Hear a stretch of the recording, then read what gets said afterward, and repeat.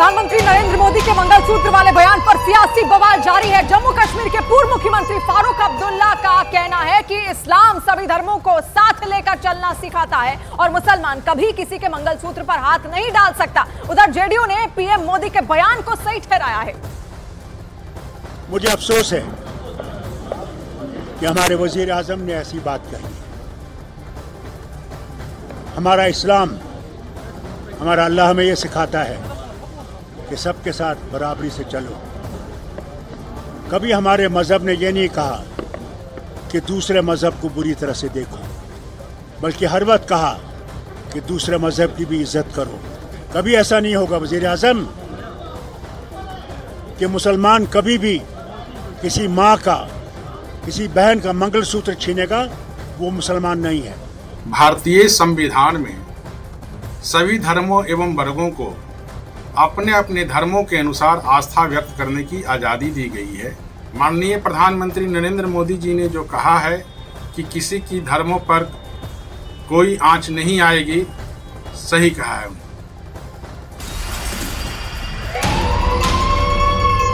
उधर छत्तीसगढ़ के जांजगीर चांपा में रैली के दौरान पीएम मोदी ने कांग्रेस पर फिर से प्रहार किया। उन्होंने कहा कि गोवा में कांग्रेस उम्मीदवार कहते हैं कि गोवा पर भारत का संविधान लागू नहीं होता, गोवा में भारत का संविधान थोपा गया है, ये उन्होंने कहा। पीएम ने यह भी कहा कि ये बाबा साहेब अंबेडकर का अपमान है। तो प्रधानमंत्री नरेंद्र मोदी ने यहां पर जमकर हमला बोला है कांग्रेस पर, और पीएम मोदी ने कांग्रेस पर एक बार फिर से प्रहार किया। उन्होंने ये कहा कि गोवा में कांग्रेस उम्मीदवार कहते हैं कि गोवा पर भारत का संविधान लागू नहीं होता, गोवा में भारत का संविधान थोपा गया है, ये भी उन्होंने कहा। और पीएम आगे ये भी कहते हैं कि ये बाबा साहेब अंबेडकर का अपमान है। तो प्रधानमंत्री नरेंद्र मोदी लगातार कांग्रेस पर हमलावर होते हुए